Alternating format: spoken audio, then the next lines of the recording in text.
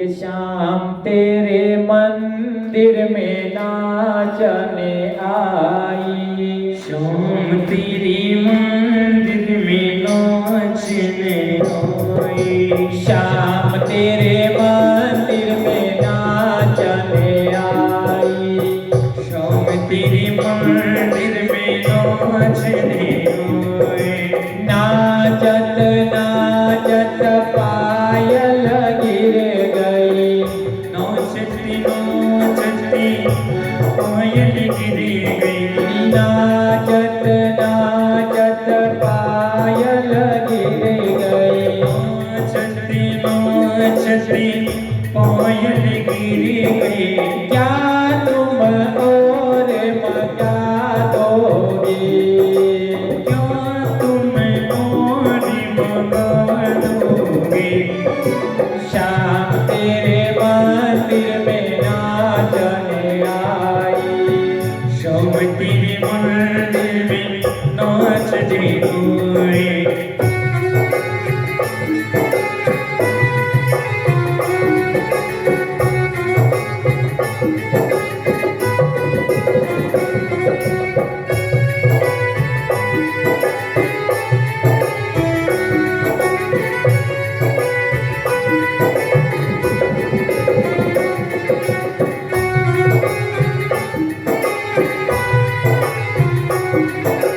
नाचत नाचत नथनी गिर गई। नाचत नाचत नथनी गिर गई। नाचत नाचत नथनी गिर गई। नाचत नाचत नथनी गिर गई।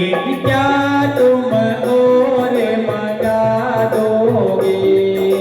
क्या तुम्हें और मगा दोगे? शाम तेरे मंदिर में नाचने आई। शाम तेरी मंदिर में नाचने आई।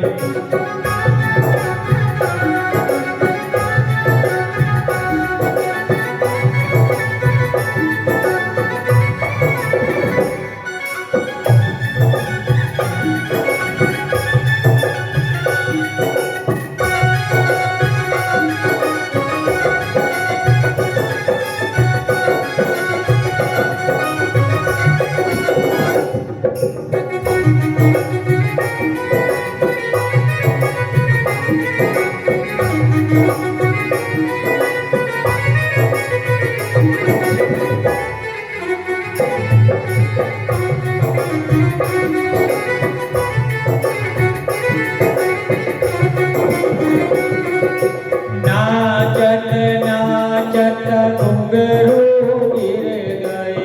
नाचत नाचत घुंघरू गिर गए। नाचत नाचत बिंदिया गिर गई। नाचत नाचत बिछिया गिर गई। नाचत नाचत पायल गिर गई। नाचत नाचत पायल गिर गई। क्या तुम और मगा दोगे? क्या तुम्हें और मगा दोगे? शाम तेरे मंदिर में नाचने आई। शाम तेरी मंदिर में नाचने आए।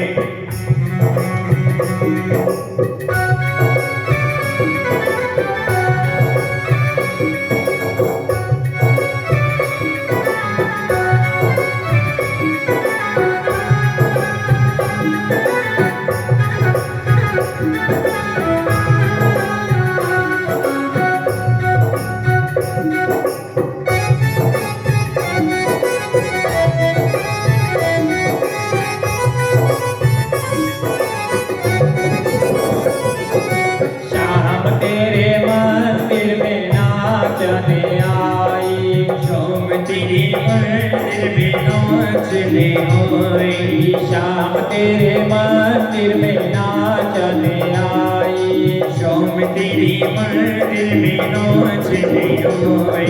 नाचत नाचत मैं तो थक गई, नाचत नाचत पैर ही दुख गए। क्या तुम मुझे नचाओगे, क्या तुम मुझे नचाओगे। शाम तेरे मंदिर में नाचने आई, शाम तेरी मंदिर में नाचने आए।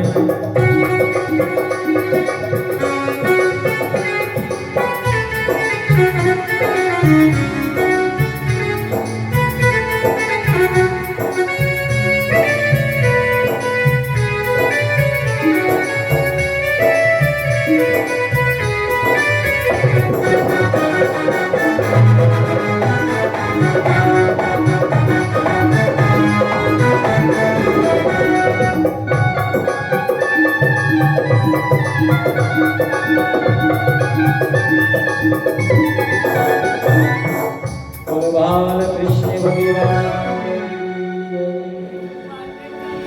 तो देखो रासलीला समाप्त हुई। अब देखो भगवान का एक ही बात, छोटी बालपन में भगवान ने सब कुछ किया। अब देखो जो गोपियां भगवान श्री कृष्ण को परेशान करती है, तो भगवान ने भी क्योंकि देखो ये गोपियां अपना नकली परेशान करे नहीं, तो आज ये गोपी थोड़ी शानी बनी रही, तो आज बन के वहाँ 1 2 3 करना अपना। तब कहते हैं कि मन सुखाने धन सुखाने जतरी 5 7 की टोली थी, सब तैयार हुए और कहा कि आज रात में उनको काम करते होना होना। तब देखो भगवान श्री कृष्ण ने जो सब बातें कर रहे थे नन्हे नन्हे बालक, वहां पर एक पास में एक स्त्री ने सुन लिया और कहा कि देख के कही कि आज सारे घर आवेगा भी, कि कहाँ के आज सब बात करिए तो थारी मटकी जतरी से फोड़ेगा भी। तब कहते हैं कि उसने पूरी व्यवस्था की। या व्यवस्था कैसी करी पता है कि जैसे ही आगाना पीड़ा ने पकड़ा,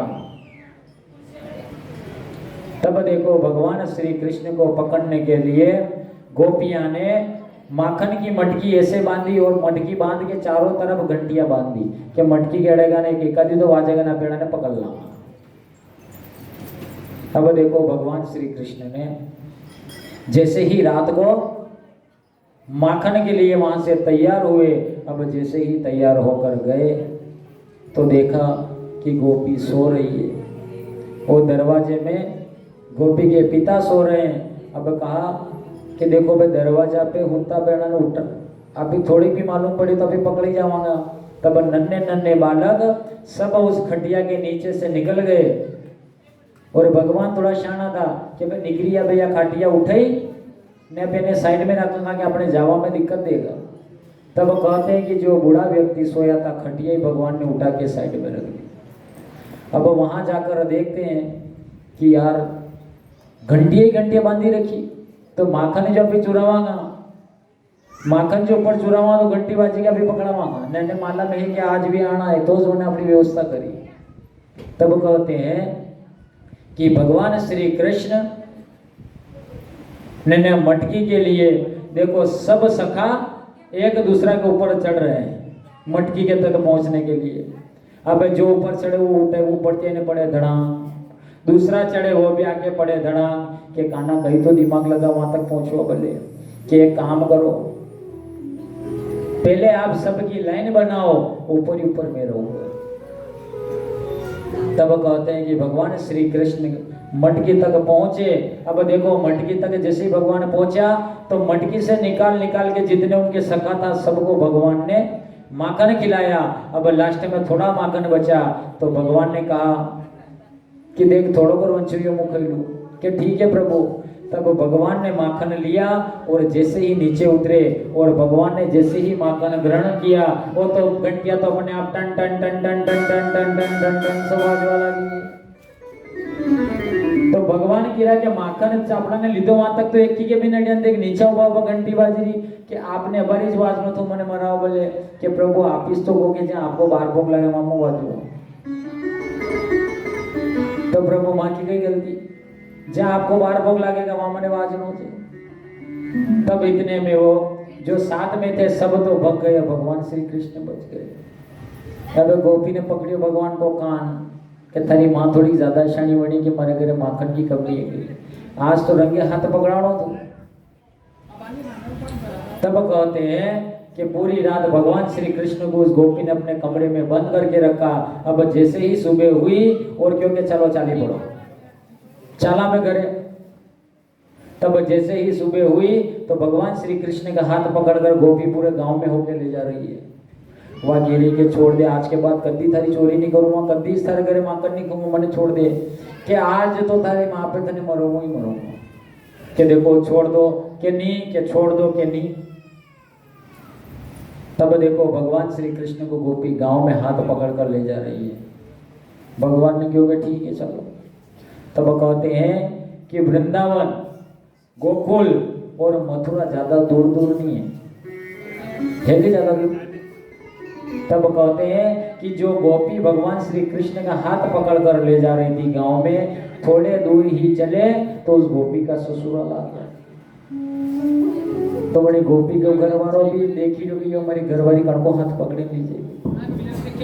अब हारा वारा वहां गया ने छेड़ो काट लियो। तब गोपी ने हाथ पकड़ी रखे तो भगवान ने क्यों ठीक है। तब वन के घर वालों खड़ो खड़ो देखी रो तो भगवान श्री कृष्ण ने इशारों की दो यहाँ। तो उनको घर वालों जाने आज तो माँ कई भाग्य को लिया है भाई, कि आज तो ये बालक हीरो के यहाँ होने हमारी घरवाली ने क्या लीजिए विषय क्या कोई काम दीजिए। आज घरवाली को के तो हाथ मांडा के दिन पकड़े हो क्या आज पकड़ना। तो जैसो ही भक्त तो देखियो बड़ी गोपी के घर वालों ही हो तो क्यों के देख आज थारी घरवाली को हाथ मोते ने पकड़े। तब गोपी दी के देख थोड़ो हाथ तो ढीलो पकड़, थोड़ो तो ढीलो कर दे, मारो हाथ दर्द करवा लागो। तो गोपी ने क्यों कि ठीक है थोड़ा ढीलो तो करता, ढीला में तो नहीं रोयो। तो जैसे ही गोपी ने अपना हाथ ढीला किया तो भगवान ने तो उनका हाथ निकाल लिया और उनका पति का दिया पकड़ा गया। अब भगवान वहां थी नोने दो 11 साल। अब वन की पत्नी वन की छालास तो थारी माँ पे, छालास तो थारी माँ पे उनको घर वालों की रो कई बात है, कई लाड़ वीरा महाराज। तो देखो खींचते यशोदा माँ के घर पर गए और वहां जाकर गोपी आवाज लगा रही, क्यों महारानी जी बाहर निकलो बाहर। यशोदा माँ की रात सुबह सुबह कौन क्या आप बाहर निकलो बाहर, घना शोकार बनो के मारो छोरो शोको नहीं, मारो छोरो शोको नहीं। यशोदा माँ बाहर आई कि तेरे क्या हुआ आज बता तो सही, कि रोज कौन ही था कि घर की माखन को खावे, कि यो देखी ले यो माखन खावे। तो यशोदा माँ की रही यो माखन खावे उनको मुख ही करो, क्या आप कुछ नहीं करोगी कि मुंह कहीं करो, जैसे ये माखन खाएगा तो मैं क्या कर सकती हूँ। अब यशोदा माँ के नहीं रहे उनको घर वाला नहीं है। अब वन के दिमाग में कि कान्हा ने पकड़ी रखी हूँ। तो यशोदा माँ से कहती है कि देखो यशोदा माँ आज के बाद आप अब कहीं नहीं बोलोगा अन के विषय में, कि बिल्कुल मुझे तो नाम ही नहीं लूटा कि ऐसा जो करो। यशोदा माँ कहती है कि तू किसको पकड़ के लाई तुझे पता भी है, कि तेरे लल्ला को पकड़ के लाई और किसको पकड़ के लाई हूँ, कि मेरा लल्ला को, कि हाँ कि देख ये तो मेरा ही लल्ला है, बाकी देख तो खरी थारा घर वाला ने पकड़ी ले रही, पूरा गांव इकट्ठा होकर तुझे देख रहा है। तब जैसे ही उसने नजर घुमाई और देखा तो उसका पति,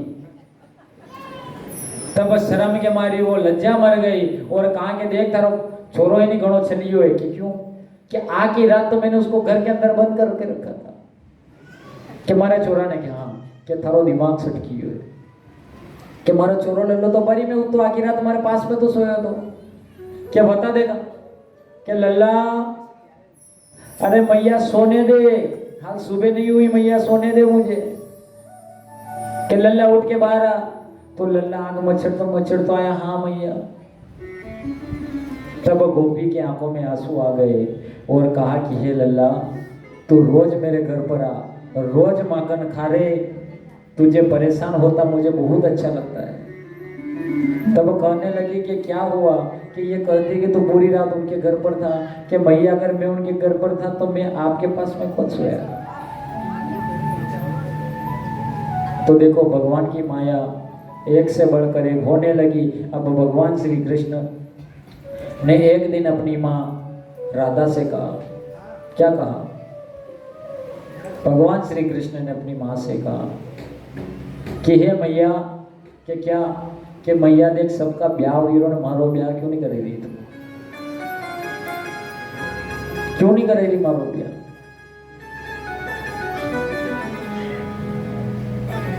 तो यशोदा माँ के देख लल्ला हम तू छोटो है कि देख माँ तू आखो दिन काम करे ने तू थकी जाए, थारे वो वही जगह नहीं तो थारा रोटियां नहीं बनानी पड़ेगा, तारा हाथ दबाऊंगा, थारा पग दबाड़ूंगा, थारी घनी सेवा करूंगा। तो भगवान श्री कृष्ण कहते हैं हो मैया, कई बोले रहा ब्याह की, मैया करा दे मेरो ब्याह राधिका गौरी से, बिरज की छोरी से, मैया करा दे मेरो प्यार। राधिका गौरी से, बिरज की छोरी से, मैया करा दे मेरो प्यार। पर सुन ले माँ मेरी, राधिका गौरी से, बंधी एक डोरी से, मैया करा दे मेरो प्यार।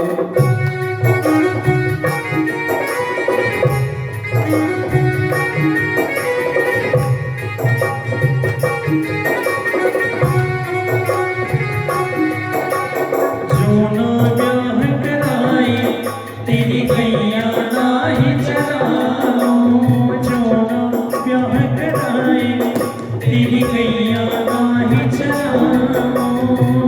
आज के बाद मोरी मैया तेरी दहली पर ना आऊं, आज के बाद मोरी मैया तेरी दहली पर ना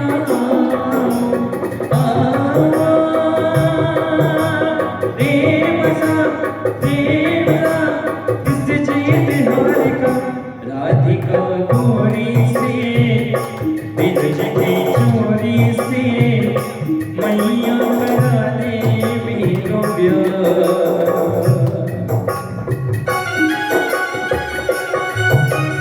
हरि बोल।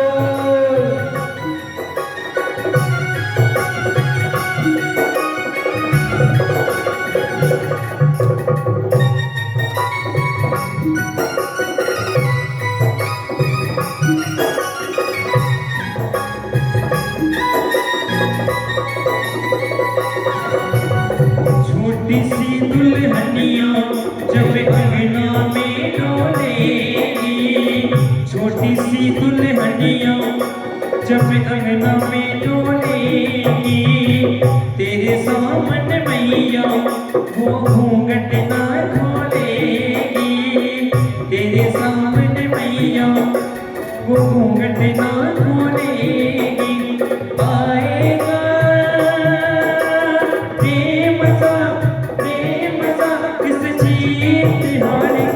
राधिका गौरी से, बिरज की छोरी से, मैया करा दे मेरो प्यार।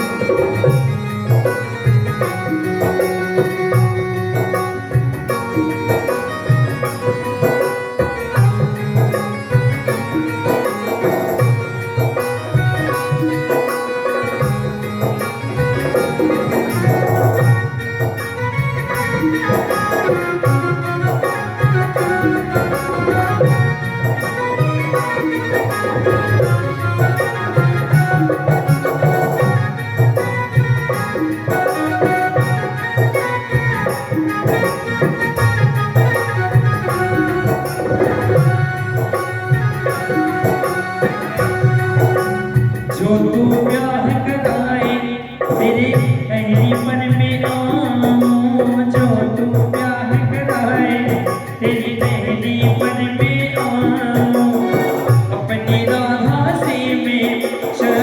तेरे दबकाओ, अपनी राह से मैं चरण तेरे दबकाओ। आएगा मजा इस जीत हार का, राधिका गोरी से बिरज की चोरी से, मैया करा दे मेरो प्यार। राधिका गोरी से पत्नी एक डोरी से, मैया करा दे मेरो प्यार।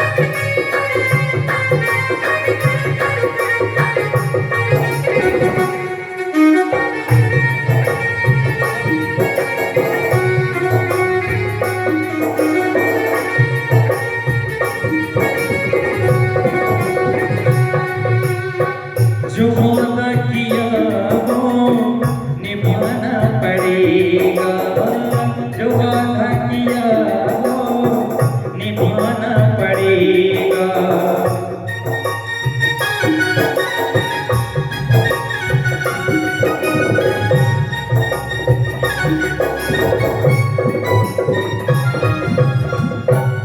बोलिए गोपाल कृष्ण भगवान की जय।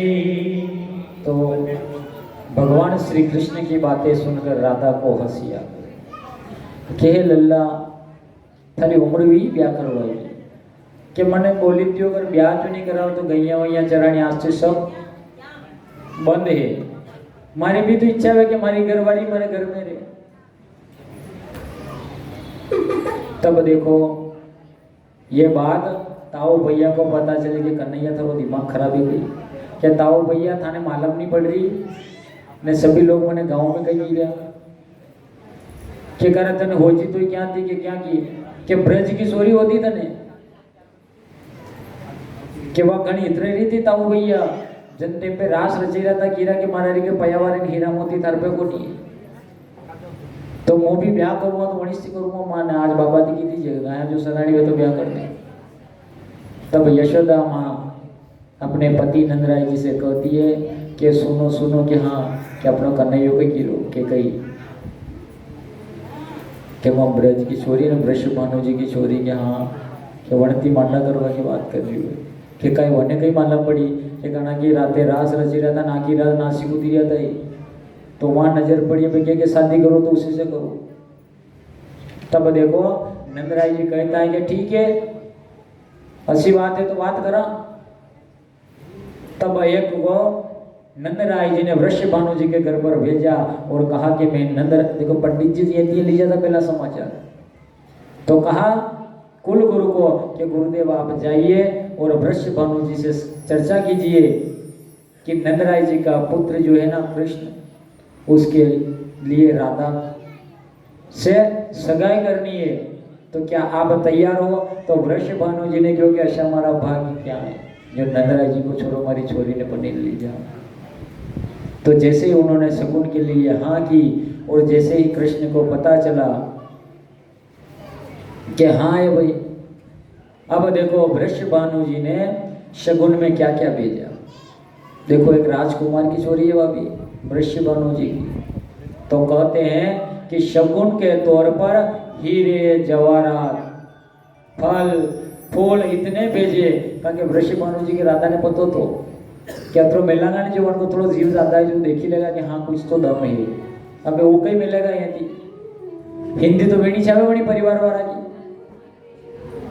तब कहते हैं कि राधा जी ने इतना गहने भिजवाए कि जैसे ही नंदराय जी के घर पर शगुन आया तो नंदराय जी और पूरे वृंदावन वासी देखते रह गए कि बाप रे बाप कई नंदराय जी के रकम वही छोड़ा गया कई कपड़ा लता आया सब देखते रह गए। अब वासुदेव नंदराय जी अपनी पत्नी से कहते हैं कि हे यशोदा, वृषभानु ने तो इतने शकुन भेजे, अब देखो अपनी इतनी हैसियत को नहीं, गाय दूध को व्यापार है अपना। तो यशोदा माँ कहती है कि ये तो उनको भी पता है, अगर ऐसा वो सोचते तो सगाई के लिए शगुन के लिए हाँ तो नहीं करते, जैसा भी अपना है वैसा अपन शगुन भेजेंगे। अब देखो भगवान श्री कृष्ण वहाँ पर बैठे, अब देखो शगुन तैयार हो रहा है, तो शगुन में खाली राधा जी की एक अंगूठी ने पायल ने टीको जतरे अपनी हैसियत वतरो कार्य भी हो कपड़ा लता भेजा। तब जैसे ही शगुन तैयार हुआ तब भगवान श्री कृष्ण कहते हैं कि हे पिता, हे माते, आप एक काम करोगे, ये मिठाई थोड़ी कम पड़ रही है। तो उन्होंने अंगूर के 5 झुमके रख दिए। देखो जो शगुन जा रहा है, खाली भगवान श्री कृष्ण ने अंगूर के जो झुमके थे वो रख दिए कि मैया थोड़ा ये भी तो साथ में भेजो। तब देखो जैसे ही शगुन वृषभानु जी के वहां पर पहुंचा और जैसे ही वृषभानु जी ने वो चादर हटा कर देखे तो सभी पूरे हीरे जवाहरात मोतियों से भरा बना मिला। ताकि भगवान ने पता है कि वाकई मारी हिंदी करे। तो राधा ही पास में थी। अब राधा देखने लगी कि बाप रे बाप, मुँह तो हमसी रीति मोड़े तो कहीं नहीं देखा होगा, नहीं होगा ये तो हीरा जवाहरात मोतिया सब। अब कहते हैं कि राधा और कृष्ण मिलन शुरू हुआ। अब देखो देखो धीरे धीरे धीरे धीरे जैसे मिलते गए, अब सगाई भी हो गई। अब एक दिन राधा कृष्ण बने और कृष्ण राधा बने। अब जंगल में उनका प्रेम बढ़ते गया। अब जब प्रेम पक्का हुआ तब भगवान श्री कृष्ण कहते हैं कि हे राधे, तुझे पता है कि क्या कि अपनी शादी होगी, अपना विवाह होगा। तब राधा कहती है क्यों नहीं होगा, बिल्कुल होगा। कि हे राधे, इस पृथ्वी पे जो अपन आए हैं ना, इस पृथ्वी पे अपन जो आए हैं, प्रेम ऐसा होना चाहिए कि युगों युगों तक याद रहे। तब राधा समझ गई कि ये कोई साधारण मानव नहीं है। तब भगवान श्री कृष्ण से मुंह मोड़ लिया और कहा कि देखो शिवा, तुम आज के बाद आपती नहीं मरो, आज के बाद आपती मला भले नहीं हुआ, ताकि इच्छा ही नहीं मरती विवाह करवा दे। तब राधा लौटकर अपने घर को चली गई। अब 1 दिन 2 दिन कृष्ण भगवान ने ना तो रोटियां खावे, ना पानी पिए, ना गैया सरवे। यशोदा माँ की के लल्ला थारे कई भी रो, तने क्यों जूतो करी दियो, तो कई भी रो कि माँ मुझे अच्छा नहीं लग रहा, कि मुझे लग रही तेरी राधा नहीं आ रही है, कि माँ ऐसी कोई बात नहीं है, बेगा तो बेगा, विवाह नहीं दर्शी की जरूरी नहीं है, के पाछे घूमिया करोगे। तब देखो सभी सखा जब मिले तो भगवान श्री कृष्ण उदास थे। अब सखा से देखो जो मित्र ने सभी एक दूसरा मित्र को पथारे, पूर्व पतोरे कि आज यो कहीं करेगा, काले यो कहीं करेगा। आज जो देखो यार दोस्त जो बड़ा कदम उठाता है कोई भी, तो गण के पाछे उठाए, पतो यार दोस्ता के पाछे क्यों, क्योंकि हमारा दोस्त हमारे पीछे खड़ा है। तब यार दोस्त से कहते हैं कि देख मैंने तकलीफ तो यह मेरी कि राधा ने मारती बातचीत बंद कर दी, राधा ने आना बंद कर दी, तो आप बताओ मैं कहीं करूँ, कहने में क्या बड़ी बात है यार, चल थारे साथ में भी चलाना, मड़ के गांव में चल जाना, वहां जाने बात कर लाना।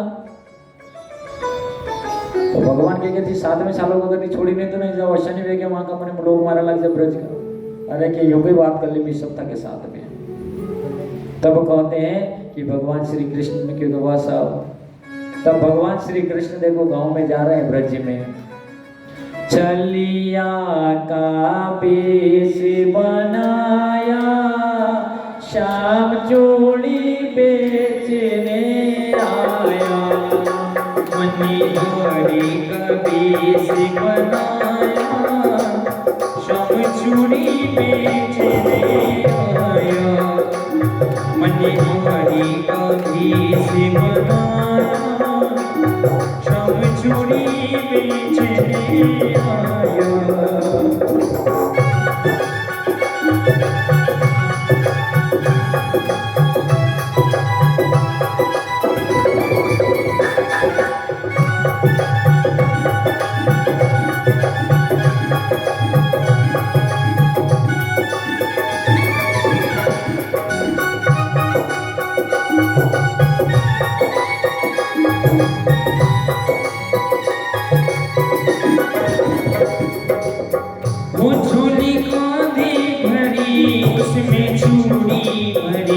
झोली कांधे भरी उसमें चूड़ी भरी मोहन ने रूप बनाया श्याम चूड़ी बेचने आया मोहन ने रूप बनाया श्याम चूड़ी बेचने आया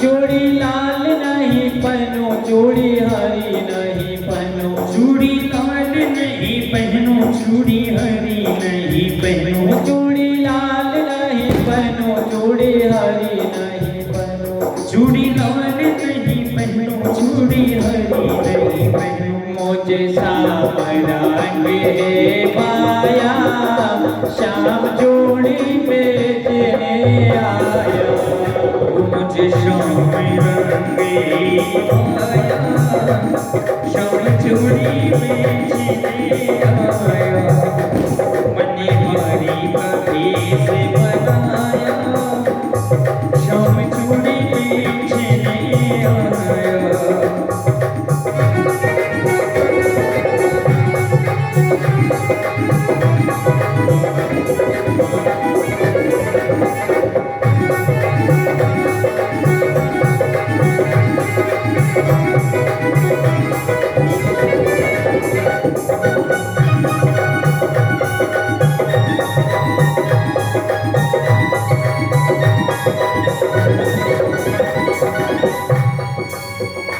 राधा कहने लगी तुम हो छलिया बड़ी राधा कहने लगी तुम हो छलिया बड़ी वो राधा कहने लगी तुम हो छलिया बड़ी राधा कहने लगी तुम हो छलिया बड़ी छलिया का बेच बनाया श्याम जोड़ी बेचने आया मोहन ने रूप बनाया श्याम चूड़ी बेचने आया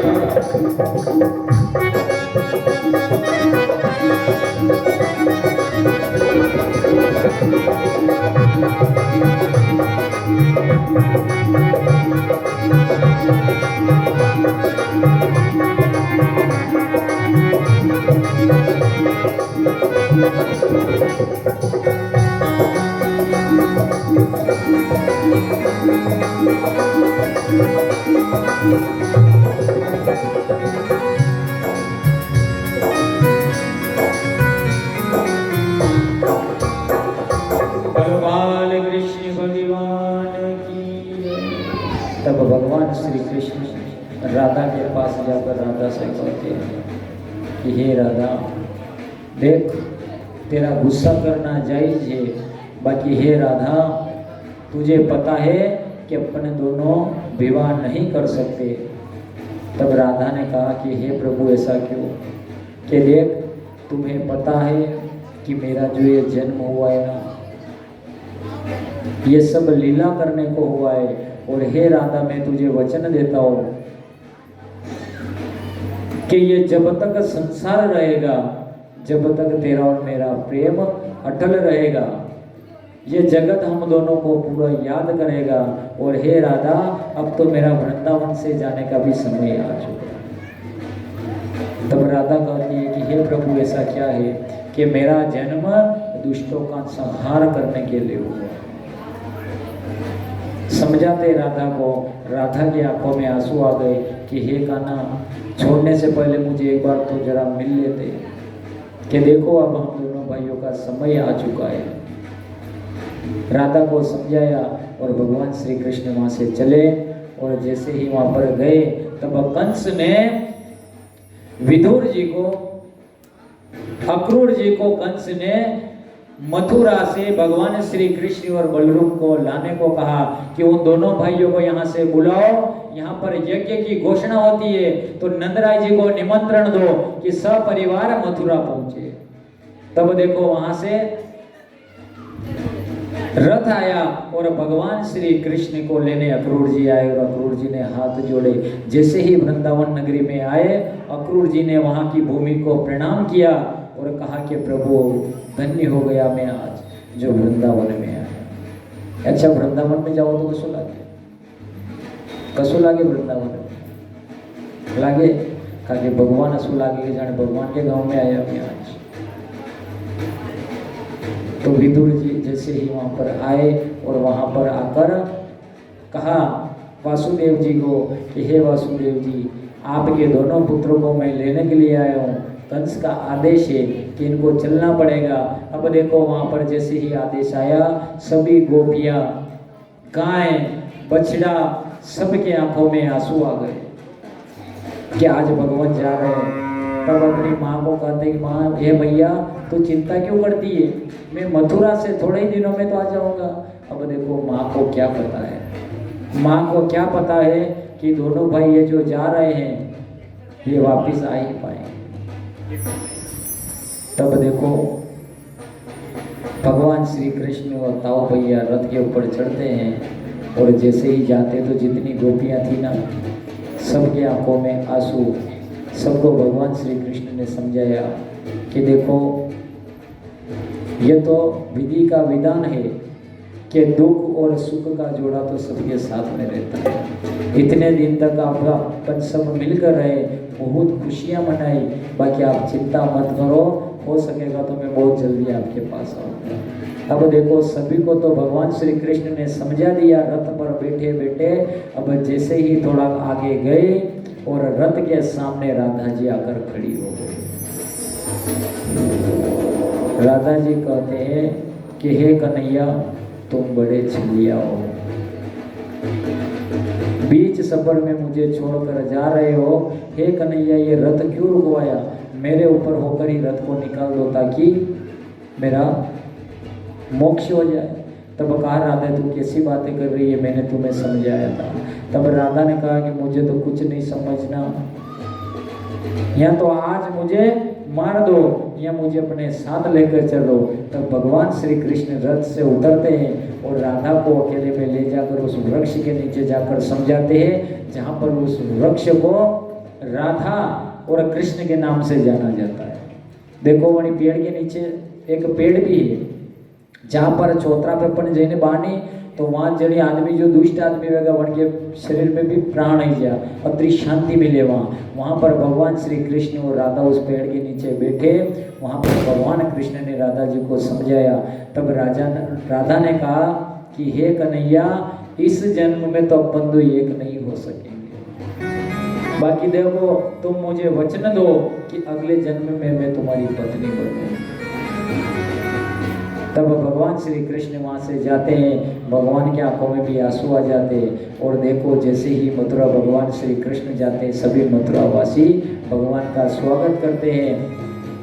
अब भगवान का स्वागत मथुरा वासियों ने किया। एक दिन हुआ, 2 दिन हुआ, वहाँ पर एक कुब्जी नाम की जो औरत थी, कुब्जी ने पहचानो जो गोबड़ी रे, क्या नहीं पहचान, कहा कि भगवान को जन्म ही खाने वाले यो पतो है, भक्ता की रक्षा करनी, दुखी को दुख दूर करनो और पापी को संहार करना। तब वो कुब्जी रोज मथुरा के राजा कंस के लिए रोज बगीचे से फूल तोड़ तोड़ कर लाती थी। तब एक दिन भगवान श्री कृष्ण उस बगीचे की ओर गए, वहां पर कुब्जी फूल तोड़ रही थी। तब भगवान श्री कृष्ण ने जाकर उस कुब्जी का हाथ पकड़ लिया कि हे प्रिय, ये तुम क्या कर रहे हो। तब कुब्जी ने कहा कि हे दुष्ट तुम कौन हो, एक पराई स्त्री का हाथ आकर पकड़ लिया, तुम्हें शर्म नहीं आती है? तो भगवान श्री कृष्ण कहते हैं कि हे देवी, आप तो एक देवी है, आपका हाथ तो जो भी पकड़ेगा वो खुद नसीब होगा। हे देवी, मेरी क्या औकात जो मैं आपका हाथ पकड़ूं? मैं तो आपको ये कहने आया हूँ कि ये फूल किसके लिए ले जा रही हूँ, कि ये जो मथुरा का राजा कंस है ना, उनके लिए लेकर जा रही हूँ। उनके गले में जो माला होती है ना रोज में, कि आज के बाद फूल ले जाने की कोई जरूरत नहीं है। तब वो कहने लगी कि आप कौन हो?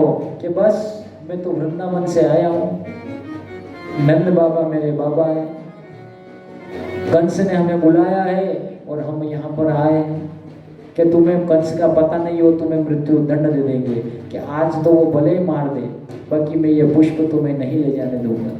तब भगवान श्री कृष्ण ने उस कुब्जी के हाथ से फूल की टोकरी ले ली। अब वो कुब्जी बहुत परेशान होने लगी, भगवान के पास आने लगी। तब भगवान ने उसका वो जो डंडा था वो भी छीन लिया। अब कुब्जी जब गिरने लगी तब भगवान ने दोनों हाथ पकड़कर जैसे ही कुब्जी को खींचा कि स्त्री एकदम से खड़ी हो गई और कुब्जी का भगवान श्री कृष्ण ने उद्धार कर दिया।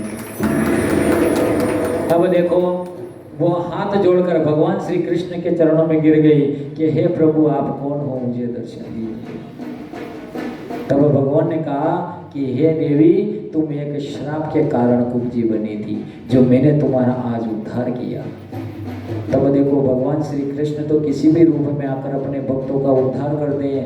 अब देखो कंस ने भगवान श्री कृष्ण को मारने के लिए एक हाथी को पागल कर दिया कि जैसे ही वो महल की तरफ आए और हाथी उनके सामने छोड़ देना, वो तो उनका वध कर देगा। अब देखो भगवान श्री कृष्ण जब राजमहल की ओर बढ़ते हैं, वहाँ पर एक हाथी आता है और पागल हाथी ऐसा हुआ कि जो भी रास्ते में आता सबको उठा उठा कर फेंकता है। तब देखो भगवान श्री कृष्ण समझ गए कि मामा जी यहाँ तो मानी जाओ।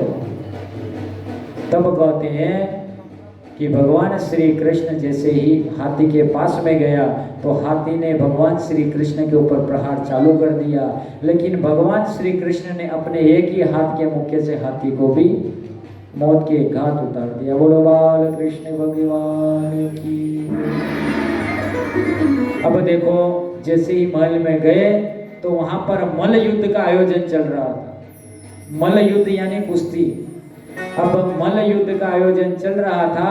अब वहां पर एक योद्धा के साथ एक योद्धा लड़ेगा, ऐसा नियम था। तो राजा कंस ऐसे बैठा और कहा कि देखो आप दोनों भाई भी इस प्रतियोगिता में भाग लो, तब मैं समझूंगा कि तुम नंदराय जी के दोनों पुत्र हो।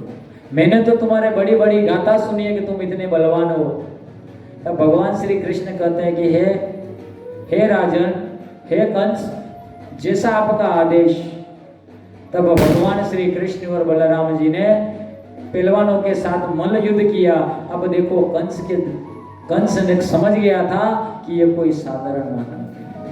तब कंस ने 20 योद्धाओं को दोनों भाइयों के ऊपर छोड़ दिया और कहा कि इन दोनों का वध कर दो। अब देखो दो योद्धा लड़ेगा और 20 के ऊपर पड़ेगा, तो देखो अन्याय है कि नहीं। तब ताऊ भैया कहते हैं कि कन्हैया ना 20 योद्धा पे तो थारा ताऊ भैया एक लोग काफी है, आज यो कंस वंशनो नहीं चाहे चलो।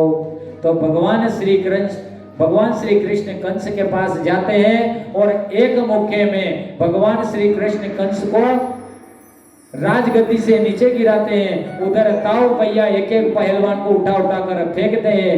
ताऊ भैया ने 20 योद्धाओं का वध किया और भगवान श्री कृष्ण ने 3 मुखों में कंस का वध कर दिया। बोलो बाल कृष्ण भगवान की जय। अब देखो जैसे ही पता चला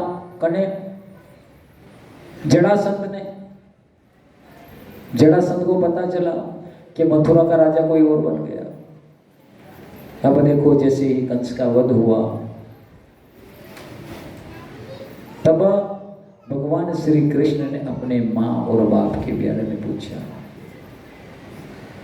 देखो भगवान ने पूछी कि कारागृह किस ओर है, अक्रूर जी बताइए। तब अक्रूर जी ने कहा कि क्या हुआ प्रभु, कि आप नहीं समझ पाओगे ताऊ भैया के अपना ने कंस को वध कर दियो, तो कन्हैया कारागृह की ओर गई है। तब कहा कि हे ताऊ भैया, जिन्होंने अपने को जन्म दिया इस पृथ्वी पर लेकर आए वो तो अभी तक मुक्त ही नहीं हुए, उनका ऋण तो ताऊ भैया भी बाकी है, आप मेरे साथ चलिए। जब कहते हैं कि भगवान श्री कृष्ण कारागृह की ओर जाते हैं तो भगवान श्री कृष्ण की आंखों में आंसू आ गए और जाकर जैसे ही कारागृह खुलवाए वहां पर देखा तो उनके पिता वासुदेव जी और देवकी दोनों बैठे। जैसे ही भगवान श्री कृष्ण गए और दोनों के चरणों में प्रणाम किया, तब देवकी कहती है कि ये राजन कौन है। तब वासुदेव जी समझ गए कि हे देवी, जो आपका 7वां और 8वां पुत्र था, ये दोनों राम और बलराम, आज ये दोनों कृष्ण और बलराम बनकर इस पृथ्वी पे सबका उद्धार करने आए। तब भगवान श्री कृष्ण ने अपने माँ बाप को भी वहां से रिहा करवाया। अब जैसे ही रिहा करवाया तो अपने नाना जी को गद्दी पर बिठाया। अब देखो वहां पर जैसे ही राज्याभिषेक उनका मथुरा में हुआ, अब भगवान श्री कृष्ण मथुरा पर जड़ासन ने आक्रमण किया। अब जड़ासन एक युद्ध हुआ, दूसरा हुआ, तीसरा हुआ। अब देखो एक के बाद एक युद्ध होते गया। तब ताऊ भैया के कन्हैया तूने जावा क्यों दी रो, बार बार ने निपटे दो काम ही खत्म हुए। तब ताऊ भैया कहते हैं, श्री कृष्ण कहते हैं कि हे ताऊ भैया, आपनो जन्म काई के बोले भी हो, अपना अवतार काई के बोले भी हो, कि अपना इसलिए अवतार हुआ है कि जितने पापी है, जितने राक्षस है, उन सबका तो मानना है, सबको तो उद्धार करना होना ने मारांगा तो बड़ा उद्धार होगा। अपना भक्ता को उद्धार कदी होगा, यदि अभी पापी को उद्धार करांगा यदि होना को होगा, तो पापी ने जब तक अभी मृत्यु दंड नहीं दांगा, जब तक अपने भक्ता को उद्धार नहीं होगा। तो ताऊ भैया कहता है कि कन्हैया थारी माया मारे मस्ती बाने, क्या ताऊ भैया जब जड़ासन सभी को इकट्ठा कर करके अपने दरवाजे पे आ रहा है तो अपने को उसको मारने की जरूरत है, जब पापी है पापी को ले लेके आ ही रहा है। तो कहते हैं कि मथुरा में भगवान श्री कृष्ण से जड़ासन ने 17 बार युद्ध किया। अब देखो भगवान श्री कृष्ण ताऊ भैया से कहते हैं कि ताऊ भैया मुझे लग रहा है कि अब ये मथुरा छोड़ने की बारी आ गई। क्या कहते हैं, मथुरा छोड़ने की अब हमारी बारी आ गई है। तो कहते हैं कि ऐसा क्यों, कि हे ताऊ भैया, जड़ासन हार मानने वाला में से नहीं है।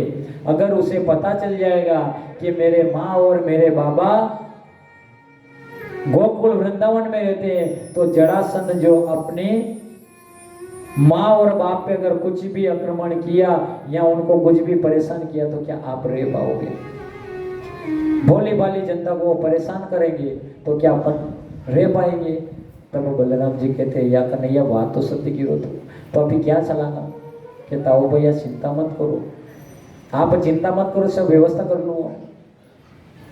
तब कहते हैं कि भगवान श्री कृष्ण ने विश्वकर्मा जी को याद किया, विश्वकर्मा जी प्रकट हुए और जैसे ही विश्वकर्मा जी प्रकट हुए कहा कि प्रभु मेरे लिए क्या आदेश है।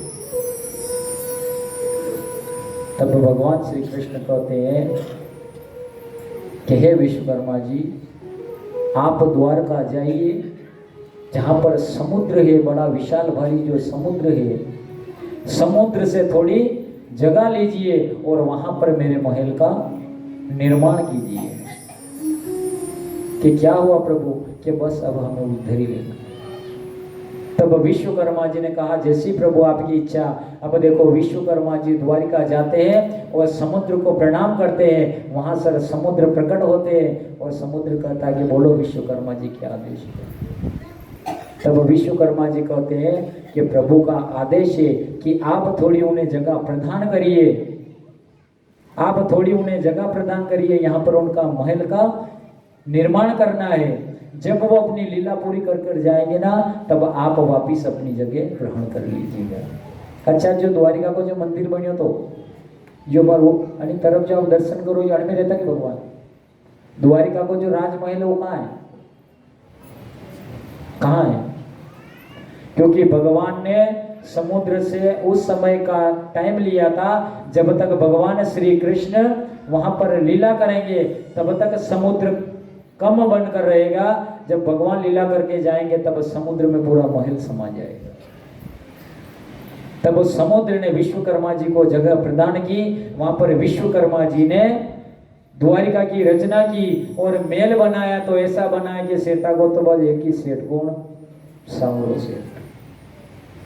तब देखो कृष्ण भगवान और बलराम जी का महल तैयार हुआ। अब बलराम जी और कृष्ण भगवान राज वो मथुरा भी त्याग कर द्वारिका में आए। अब देखो द्वारिका में आए तो भगवान श्री कृष्ण की कोई पत्नी नहीं। अब कहते हैं कि रुक्मणी नाम की जो स्त्री भगवान को मन ही मन अपना पति मान चुकी थी। अब देखो कभी भगवान को देखा ही नहीं, खाली वना की बातें होनी कि कृष्ण ऐसा है, कृष्ण वैसा है, कृष्ण वैसा है। तो मन ही मन कृष्ण को अपना पति मान गए। तब कहते हैं कि रुक्मणी का जब विवाह हो रहा था तब रुक्मणी जी ने एक पत्र लिखकर द्वारिका को भेज दिया। अब जैसे ही द्वारिका में वो संदेश आया तो संदेश किसके पास आया आपको पता है? एक सैनिक द्वारिका आया और वहां लेकर आकर कहता है कि मैं प्रभु के लिए संदेश लेकर आया हूं। तब वो संदेश बलराम जी के हाथ लगता है और बलराम जी जैसे ही खोलकर संदेश पढ़ते हैं तो संदेश में लिखा होता है कि हे प्रभु, मैं आपको मन ही मन अपना पति मान चुकी हूं, आप मुझे यहां से ले जाइए। मेरा भाई रुक्मी मेरा विवाह शिशुपाल के साथ करना चाहता है। अगर हे प्रभु, अगर मेरा विवाह उनके साथ हो गया तो मैं अपने आप को मौत के हवाले कर दूंगी। हे प्रभु आप लेकर जाओ। तो बलराम जी की आंखों में आंसू आ गए और वो खत लेकर बलराम जी अपने भाई कृष्ण के पास जाते हैं कि हे कन्हैया, कम से कम मुझे तो बताया होता। तो भगवान श्री कृष्ण कहते ताऊ भैया बात तो क्या ये तो बताओ कि ये रुक्मणी कौन है। तो भगवान कहते ताऊ भैया मने तो कोई पतो को नहीं या कौन है कि मुझे तो पहचानो ही कौन नहीं कि जदि यो संदेश यूं जाए था नाम दी। अगर कन्हैया रुक्मणी को जो कुछ हो गया तो मैं तुझे कभी माफ नहीं करूंगा। तो बोलो तो सही भैया ताऊ भैया बात क्या है कि बात ऐसी है कि उनको विवाह व्यवहार हो, उनका विवाह होने वाला है। अगर आज जो तुम उनसे विवाह नहीं करोगी तो वो भोली भाली रुक्मणी अपने आप को मृत्यु के घाट उतार देगी। तो क्या कन्हैया तुम यही चाहते हो कि नहीं नहीं ताऊ भैया ऐसे तो कोई बात। तो चलो चल के अपन रुक्मणी को लेके आते हैं। तब कहते हैं कि रुक्मणी जी क्या करती है बताया, जो प्रतिव्रता नारी लेनी कई करे, भूरी जी की पूजा करे। तब वो अपने पिता को कहती है रुक्मणी कि हे पिताजी मुझे मंदिर तक जाने दीजिए, हे पिताजी मुझे गौरी माँ की पूजा करनी। तब कहते हैं कि रुक्मणी जी जैसे ही अपने महल से चलती है, कहां पर? गौरी माँ के मंदिर पर। अब वहां जाकर गौरी माँ के मंदिर पर रुक्मणी जी कहती है कि हे माँ, मैंने सुना है कि तुम सभी को अपना मनपसंद पति देती हो। देखो जो भी गौरी माँ की पूजा करे उनको पति कशो रे, अच्छो रे, होशियार रे, पढ़ो लिखो रे। तो हे गौरी माँ, मैं भी आपका व्रत रही हूँ और मैं भी आपसे कहती हूँ कि मुझे तो पति चाहिए तो बस कृष्ण ही चाहिए जो मथुरा का राजा है। अब देखो इधर से रथ चलता है। अब रथ जैसे ही चलता है तो देखो अब गौरी माँ की पूजन करती है कौन? रुक्मणी जी। तो मंगल गीत गावा गीत गावा, ओ सखी मंगल गावो जी। आप सबने गाना मन थोड़ी आवे गई, तो सभी भजन गाओ, रुक्मणी जी पूजन करिया गौरी माँ का। सखी मंगल गावो रे, सखी मंगल गावो जी।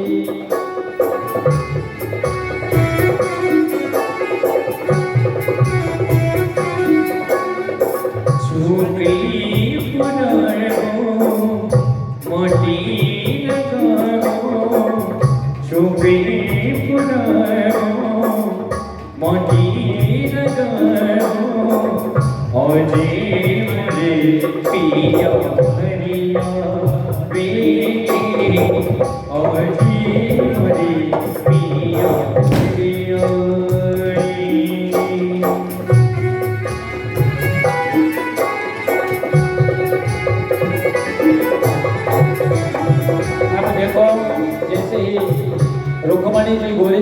पूजा करती है। अब वहां पर भगवान श्री कृष्ण रथ लेके जैसे आते हैं और देखो जत्रा की भी नजर भगवान श्री कृष्ण पे पड़ती है तो सब कहिए कानूड़ो रे चल के अगियन में कानूड़ो चल के अगियन में नंदलालो चल के अगियन में नंदलालो चल के अगियन में गोपालो चल के अगियन में गोपालो चल के अगियन में मोर मुकुट पीतांबर सोहे मोर मुकुट पीतांबर सोए मोर मुकुट पीतांबर सोए मोर मुकुट पीतांबर सोए हाथ में प्यारी मुरलिया सोए हाथ में प्यारी मुरलिया सोए नंदलालो रे चल के अगियन में नंदलालो चल के अगियन में गोपालो चल के अगियन में नंदलालो चल के अगियन में